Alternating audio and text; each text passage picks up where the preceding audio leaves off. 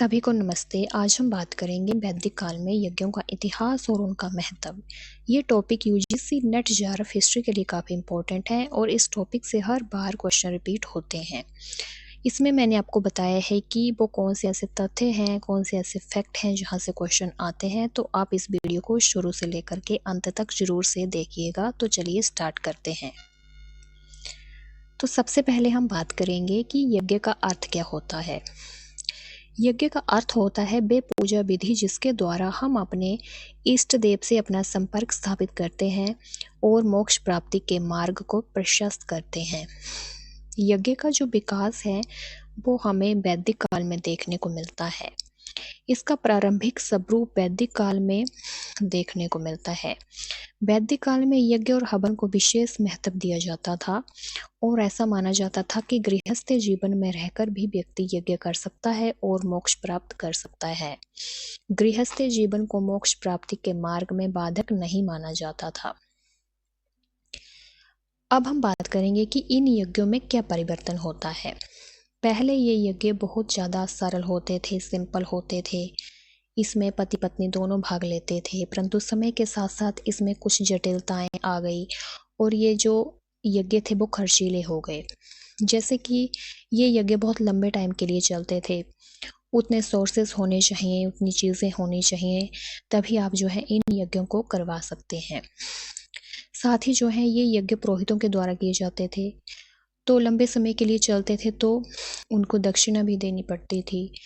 तो ये यज्ञ इसलिए जटिल हो गए थे क्योंकि ये लंबे समय तक चलते थे और बहुत से इसमें सोर्सेज यूज़ होते थे, चीज़ें लगती थी, इसलिए इनको खर्चीला भी कहा गया है। पूजा में रूपांतरण। बाद में जो है यज्ञ पूजा के रूप में स्वीकार कर लिए गए। वैदिक काल और पौराणिक काल आते आते यज्ञों का जो स्वरूप था वो पूजा के रूप में विकसित हो जाता है। यज्ञों को पूजा के रूप में स्वीकार कर लिया गया तथा बाद में इसमें कुछ ऐसी चीज़ें आ गई जो कि पहले नहीं हुआ करती थी। बलि प्रथा।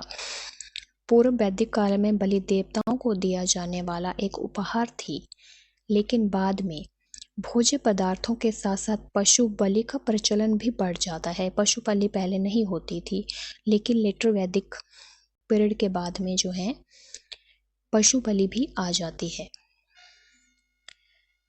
प्रमुख तथ्य जो कि यूजीसी नेट के लिए इम्पोर्टेंट हैं, तो सबसे पहले है पुरोहितों की संख्या।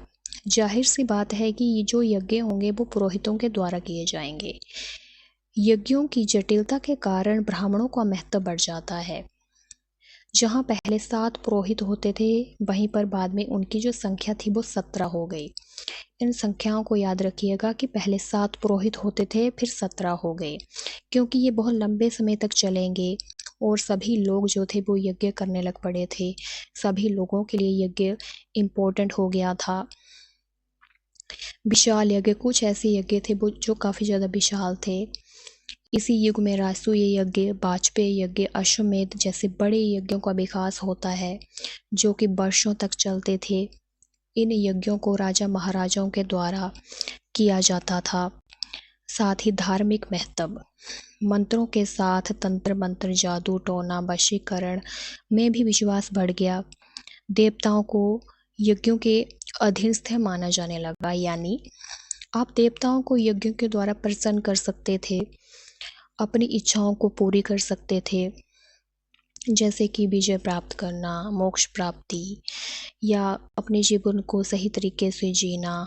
जो चाहे आप अपने इष्ट देव से मांग सकते थे यज्ञों के द्वारा, और इसीलिए यज्ञों का काफ़ी ज़्यादा महत्व भी बढ़ गया था और खर्चीले भी हो गए थे, जटिल भी हो गए थे, क्योंकि सभी लोग कर रहे थे और इनका महत्व काफ़ी बढ़ गया था, स्पेशली मोक्ष प्राप्ति के लिए। अब हम बात करते हैं पंच महायज्ञों के बारे में। ये काफ़ी ज़्यादा इम्पोर्टेंट टॉपिक है, इससे हर बार यूजीसी क्वेश्चन पूछता है। तो पहला है ब्रह्म यज्ञ यानी ऋषि यज्ञ। प्राचीन ऋषियों के प्रति सम्मान और वेदों के अध्ययन अध्यापन के लिए किया जाने वाला यज्ञ। फिर है देव यज्ञ, देवताओं के प्रति कृतज्ञता, आभार प्रकट करने के लिए अग्नि में आहुति देना। पितृयज्ञ, पूर्वजों पितरों की शांति और तर्पण के लिए किया जाने वाला यज्ञ। अतिथि यज्ञ, मानवता की सेवा और घर पर आए अतिथियों के सत्कार के लिए किया जाने वाला यज्ञ। भूत यज्ञ, समस्त प्राणियों पशु पक्षियों को भोजन का अंश देने के लिए किया जाने वाला यज्ञ, ये होता है भूत यज्ञ। तो ये थे पंच महायज्ञ और यज्ञ, जो कि काफ़ी इम्पोर्टेंट हैं, कैसे इनका विकास हुआ और कैसे इसमें चीज़ें बदली, ये सब चीज़ें मैंने आपको आज बताई हैं। आई होप आपको आज की जानकारी अच्छी लगी होगी। ऐसी ही और वीडियो देखने के लिए हमारे चैनल को ज़रूर से सब्सक्राइब करें। और कोई डाउट है, कुछ पूछना चाहते हैं तो आप हमसे पूछ सकते हैं, हमारा टेलीग्राम चैनल ज्वाइन कर सकते हैं। तो आज के लिए इतना ही रखते हैं। आपको ये वीडियो कैसी लगी कमेंट सेक्शन में ज़रूर से बताइएगा। मिलते हैं नेक्स्ट वीडियो में। Thank you.